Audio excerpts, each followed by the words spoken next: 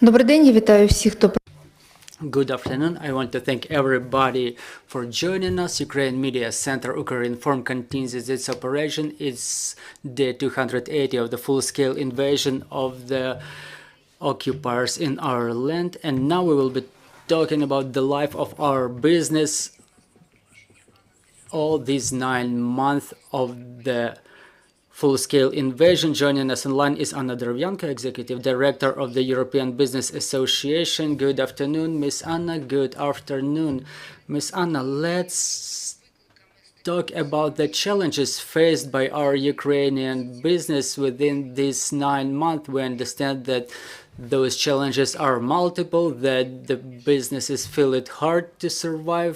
Can you give some more detail about that? Yes, it's difficult to survive. There's a lot of challenges, and we see that within these 9 months, the challenges are changing. On 24th of February, we were starting with taking care of the safety and security of the people working with the companies, their families. We did all the necessary and possible to move to the safe territories to help the armed forces of Ukraine. Well, it took about a month, and then starting from April, the companies started to adapt, to raise their heads, and to adapt to the new conditions. And this second phase was until 10th of October, and there was an impression that the businesses got already accustomed. They took a point of balance, they were successful even under conditions like those. But on the 10th of October, the situation changed our reality, and it influenced hugely the businesses. The businesses started to adapt to the new conditions, and I can say that now the businesses are still looking for the point of balance, for the new point of balance. So this new challenge, the damage of the critical infrastructure, the access to power supply, access to the cell networks, those are the key challenges we're now facing, of how to help businesses and how to help people to survive this winter. About the businesses, we understand that there were huge losses. Some of them didn't make it. What activities were not able to maintain their normal operation? I would say that the little number of businesses were able to continue operations in normal manner, but it's difficult to expect things like that in conditions we exist in.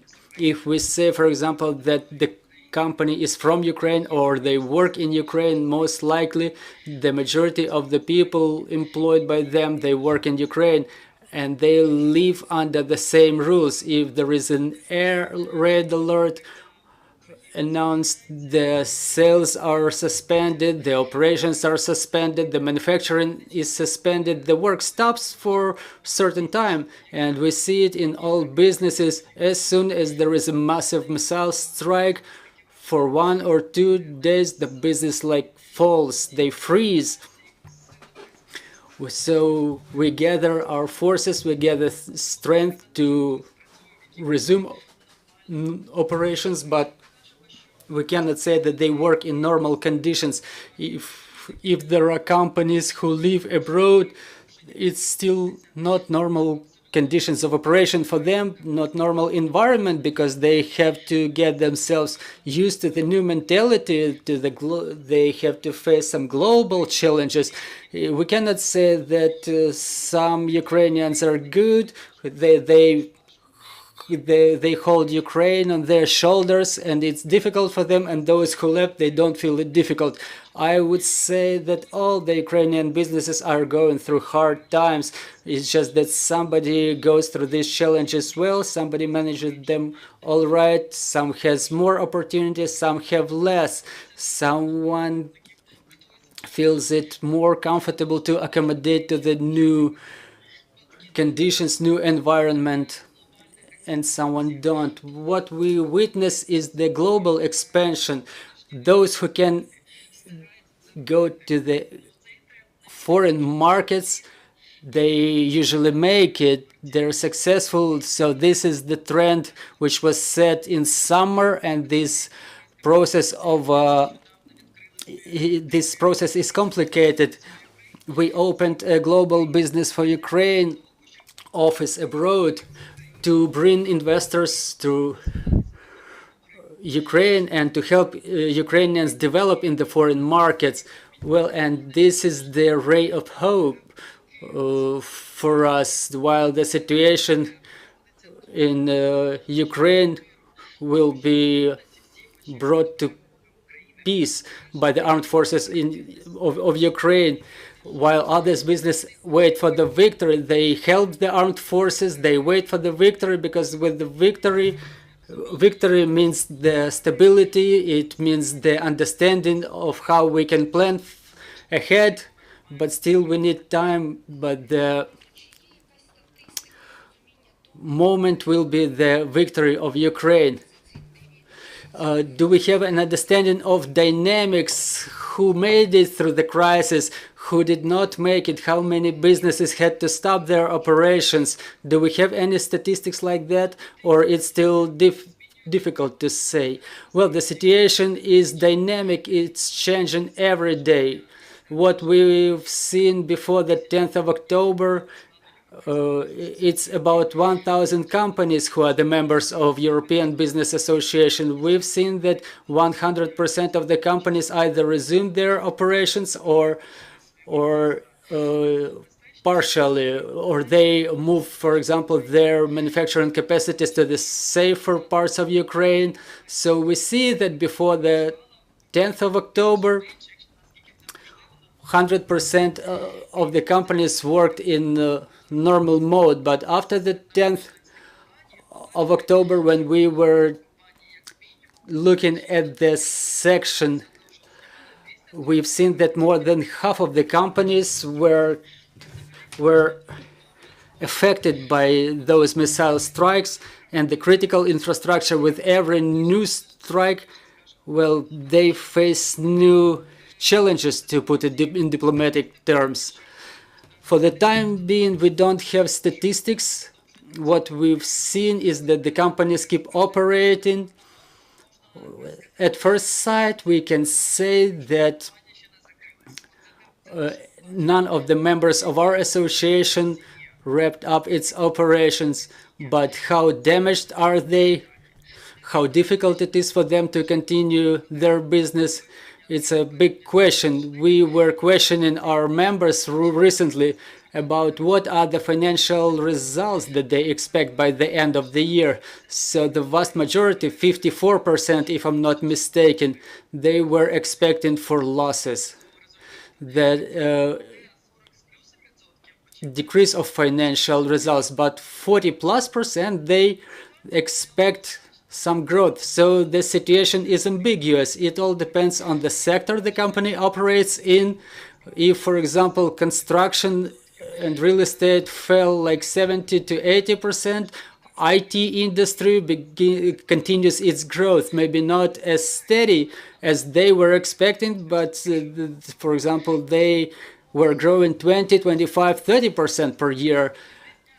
So in fact, the situation is very different from company to company, from sector to sector, and moreover from region to region. This is why this is a question: who can endure this marathon? Everybody expects some long game. Everybody demonstrates their commitment to Ukraine. So the companies represented by the European Business Association, they want to stay in Ukraine. Many of them invest right now. They invest millions of euros. And I'm talking also about the foreign companies. And the trust in our state is high enough. But the companies count on, so to say, long period within which they have to plan ahead, plan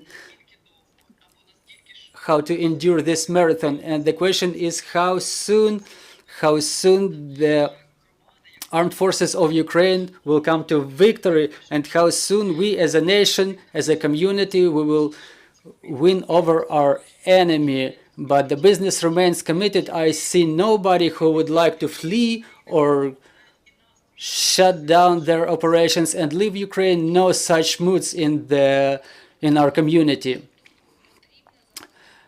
What about the support from the government to the businesses? Are there any efficient programs launched and that work effectively now? Well, the 579 program, it should be augmented. The businesses should be given access to the cheap funding, because this problem, it still exists.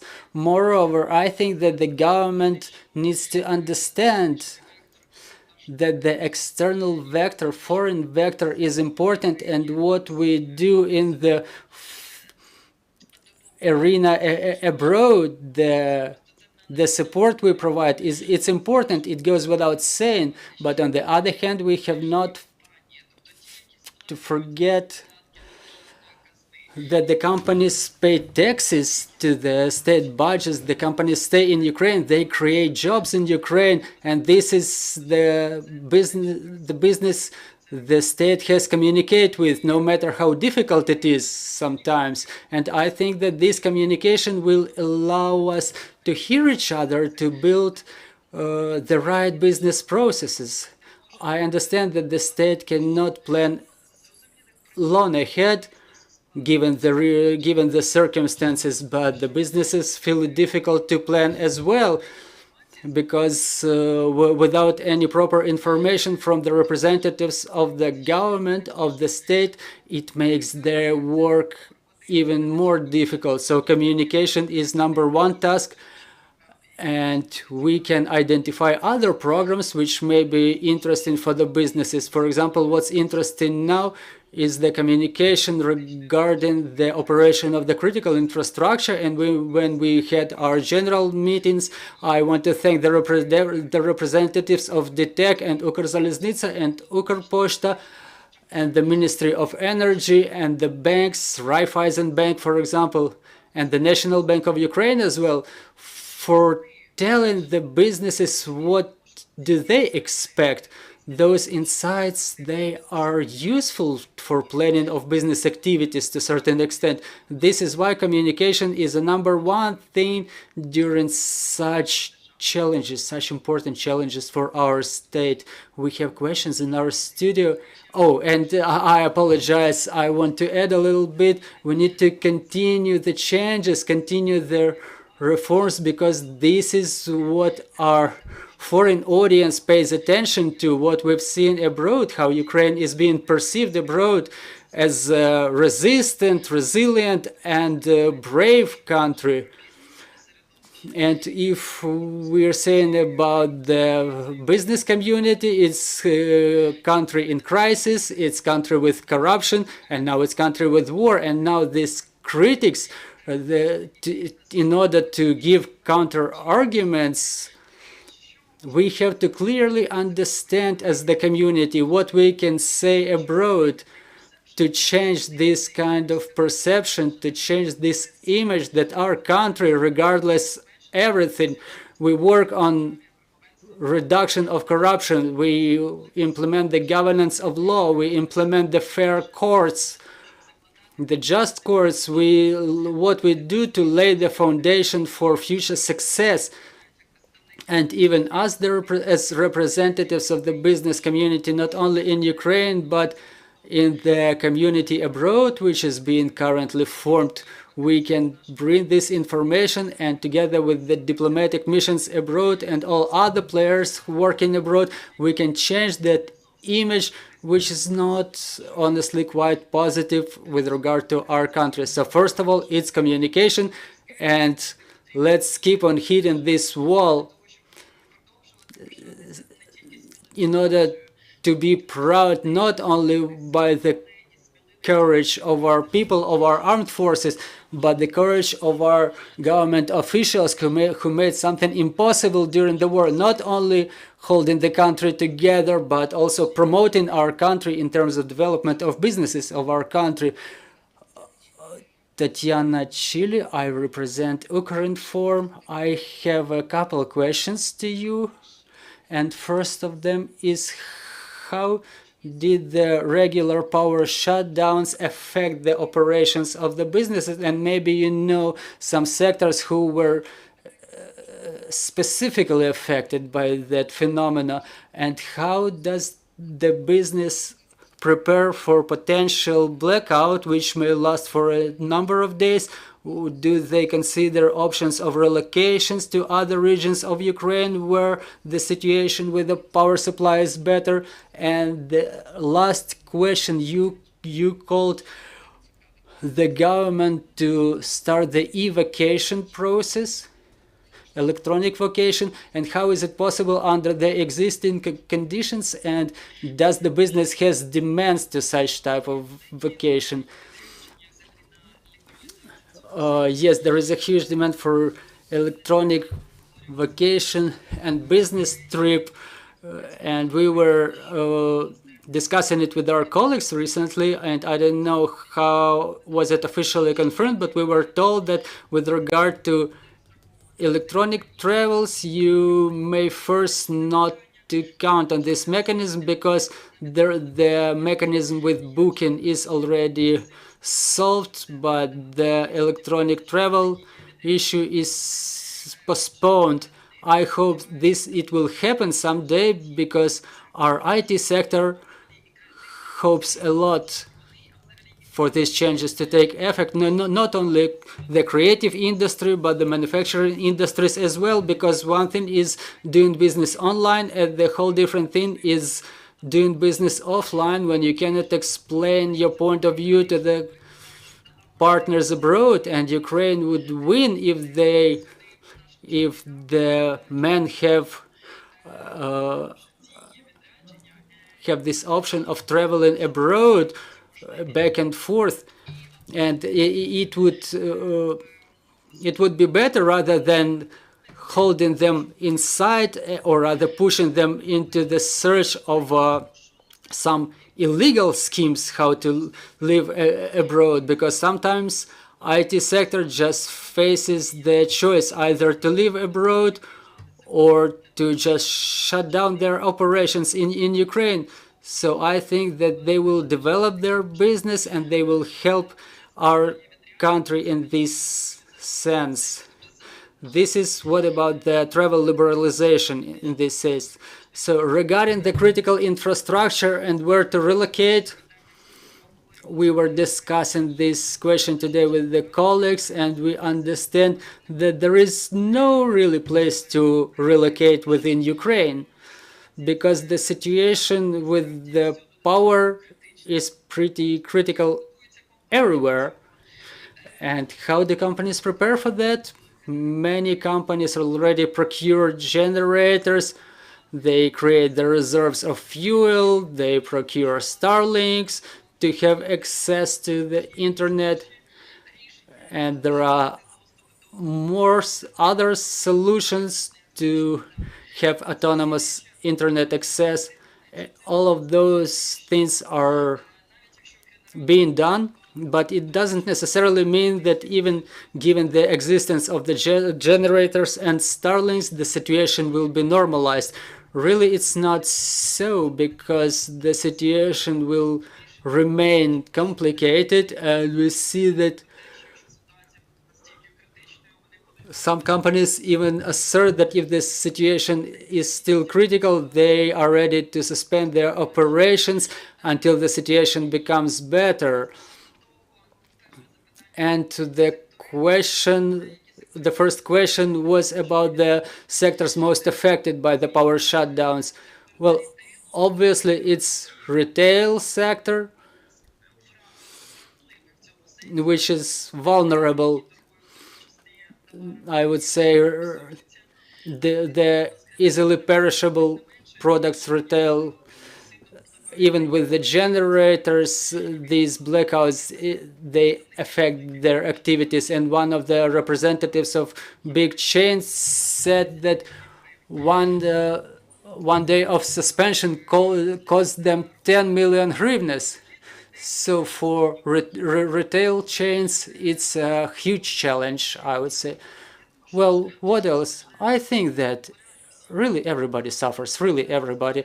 I cannot say that somebody suffers more, someone suffers less, but everybody really understands in conditions like these. We understand how deeply interconnected we are. We were previously thinking like one sector is a key sector and others are secondary.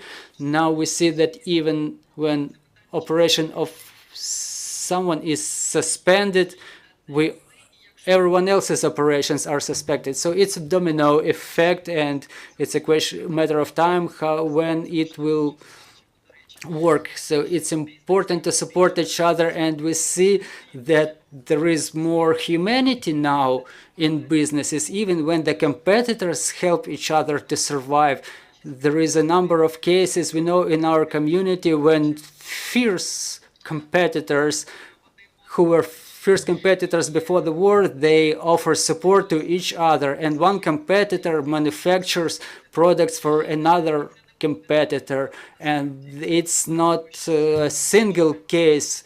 It's just the understanding that everybody needs to support each other in conditions like these, and more, even more under conditions of total blackout. The business tries to hold on, but we all have to understand that these titanic efforts are required oftentimes, so you have to have, so to say, steel balls. Miss Anna, Oksana Polishuk, Ukrinform, how was the economic how the economic activity of the businesses were affected by ease of the currency regulations by the National Bank of Ukraine? This is one question. And another question is, how substantial is the issue of blocking of tax invoices and reimbursement for businesses? As to the currency limitations, well, first of all, it was a shock for many in the business community, but now we get accustomed to it.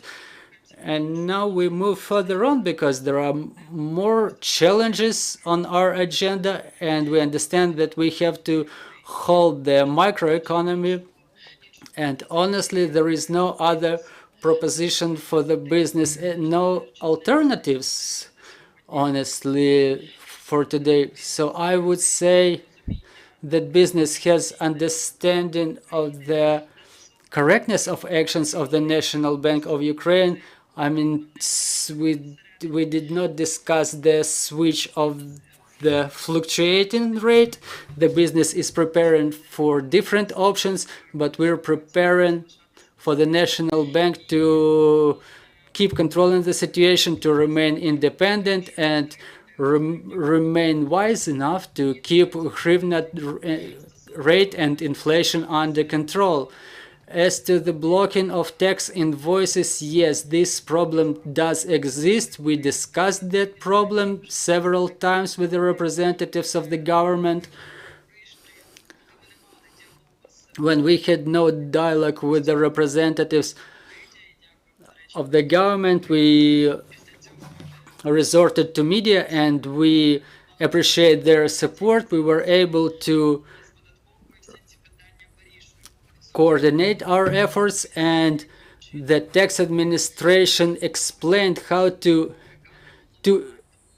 avoid the blocking illegal way. So as of now, my colleagues who work with the committee, they say that in coordination with tax administration, those issues are being removed. So because blocking of tax invoices is an important issue, especially under the conditions when the market is contracting.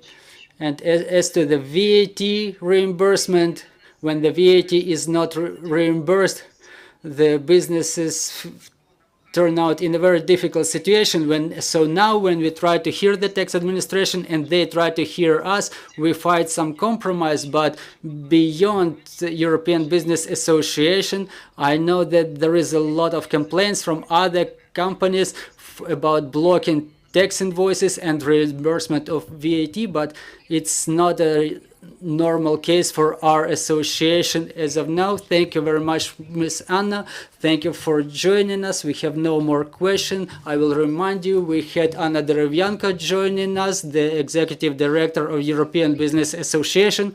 Our next briefing is at 1600. We will have the exhibition, the presentation of the contemporary Ukrainian cartoons exhibition, 100 Views of War. So bear with us. Glory to Ukraine.